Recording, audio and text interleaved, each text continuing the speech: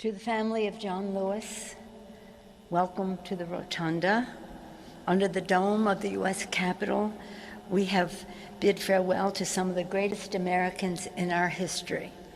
It is fitting that John Lewis joins this pantheon of patriots, resting upon the same catafalque of President Abraham Lincoln.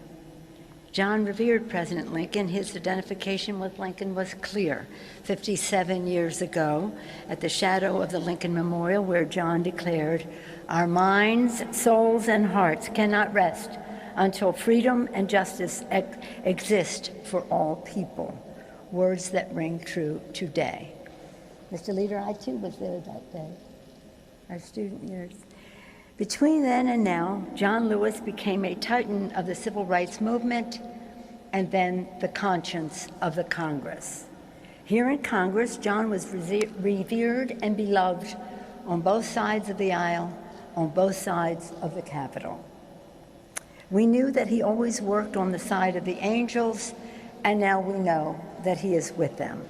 And we are comforted to know that he is with his beloved Lillian.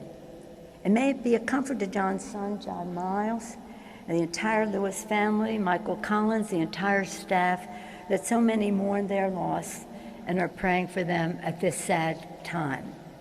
God truly blessed America with the life and leadership of John Lewis. We thank you for sharing him with us. May he rest in peace. John Lewis often spoke of a beloved community, a vision that he shared with the Reverend Dr. Martin Luther King Jr., of the community connected and uplifted by faith, hope, and charity. And indeed, John had deep faith, believing that every person has a spark of divinity, making them worthy of respect. And he had faith in the charity of others, which is what gave him so much hope. And as he wrote in his book, "Release the need to hate, to harbor division, and the enticement of revenge. Release all bitterness. Hold only love, only peace in your heart, knowing the battle for good to overcome evil is already won." John the Optimist.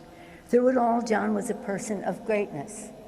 He also was a person of great humility, always giving credit to others in the movement. John committed his life to advancing justice and understood that to build a better future, we had to acknowledge the past. Exactly 1 year ago, it was a privilege to be with John and members of the Congressional Black Caucus, Madam Chair, Karen Bass, on a pilgrimage to Ghana to observe 400 years since the arrival of the first slaves from Africa. Some of the descendants of those slaves would build this Capitol, where John lies in state on the Lincoln catafalque.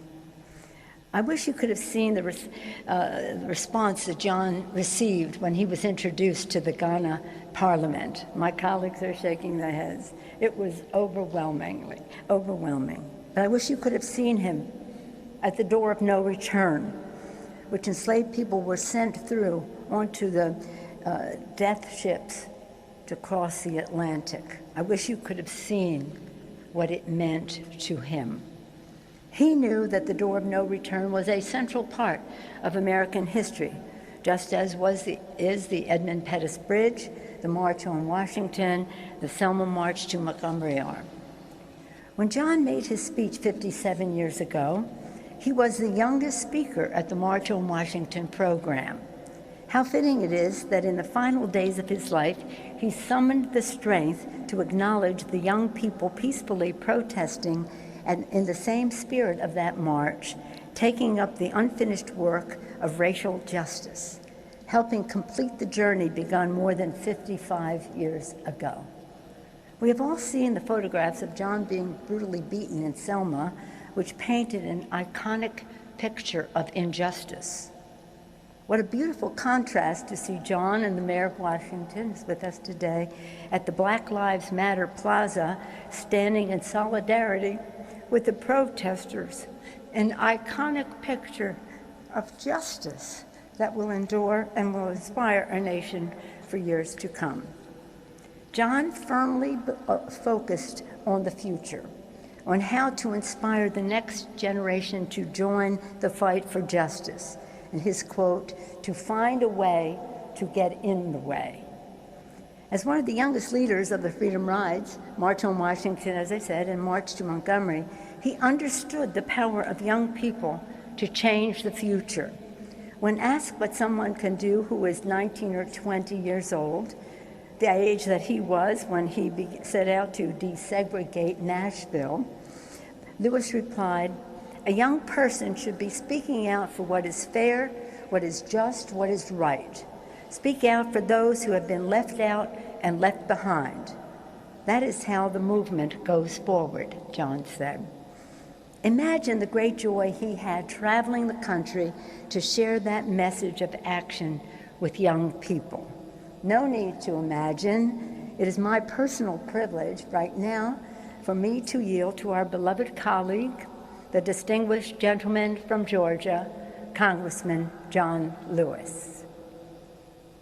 I grew up in rural Alabama, 50 miles from Montgomery, outside of a little place called Troy. My father was a sharecropper, a tenant farmer. But back in 1944, when I was only 4 years old, my father had saved $300. And with the $300, he bought 110 acres of land.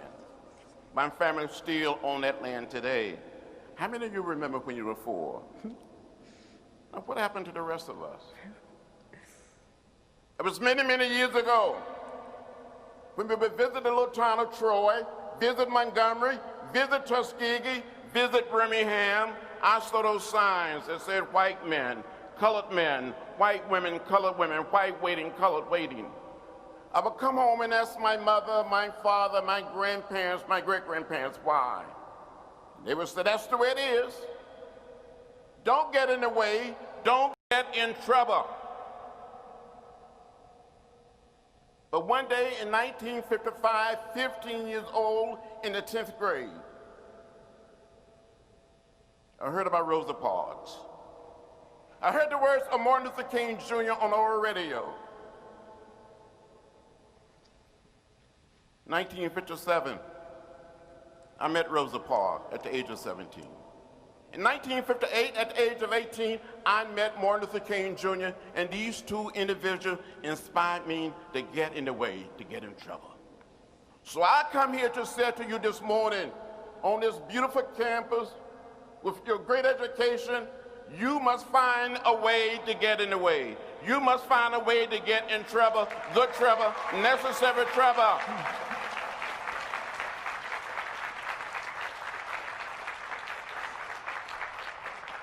Use your education.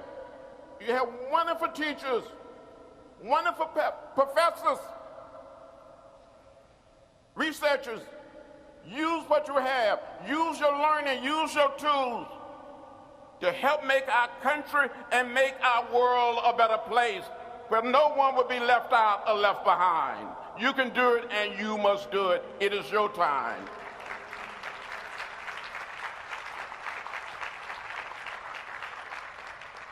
In a few short days, we will commemorate what we call the Mississippi Summer Project. For more than 1,000 students from all over America, many from abroad,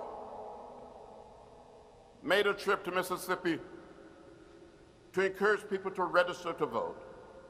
And the summer night of June 21st, 1964, 3 young men that I knew, 2 whites and 1 African American, Nicky Swerner, Andy Goodman, and James Shaney, went out to investigate the burning of an African American church that was used for voter registration workshop. These 3 young men were detained by the sheriff, taken to jail, taken out of jail, turned over to the Klan, where they were beaten, shot, and killed. And I tell students today, these 3 young men didn't die in Vietnam.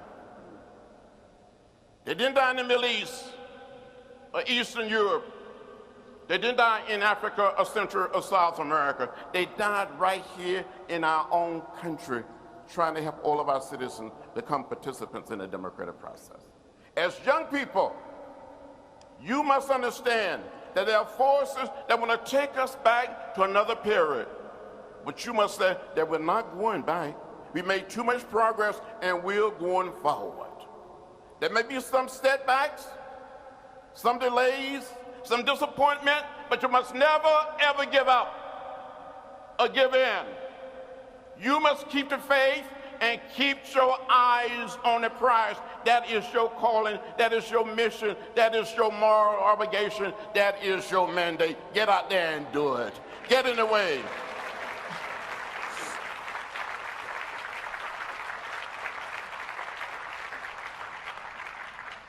In the final analysis, we all must learn to live together as brothers and sisters.